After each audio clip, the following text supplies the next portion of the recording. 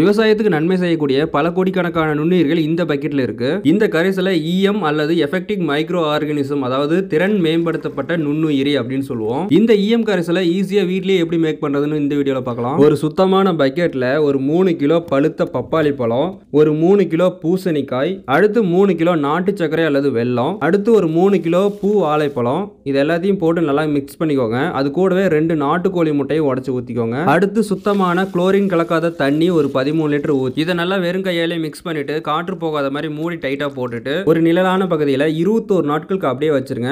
இடையில 5 நாட்களுக்கு ஒரு முறை மட்டும் மூடியை திறந்து 3 நாளே போதும். 21 நாளுக்கு அப்புறம் அந்த லிக்விட வடிகட்டிட்டு 500 ml பெர் 10 லிட்டர் அப்படிங்கிற விதத்துல நீங்க ஸ்ப்ரே பண்ணலாம், அல்லது 1 லிட்டர் பெர் ஏக்கர் அப்படிங்கிற விதத்துல நீங்க சொட்டு நீர் வழியா செடிகளுக்கு கொடுக்கலாம். இதுல இருக்கக்கூடிய நுண்ணுயிர்கள் மண்ணை வளமாக்கி வேர் வளர்ச்சி அதிகப்படுத்தி பூச்சி நோயிட்டு இருந்து எதிர்ப்பு சக்தி அதிகப்படுத்தி மண்ணில் உள்ள சத்துக்களை சீரா செடி எடுக்கிறதுக்கு உதவும். அது மட்டும் இல்லாம அதிகப்படியான பூக்கள் பிடிச்சி மகசூல் பல மடங்கு அதிகரிக்கும்.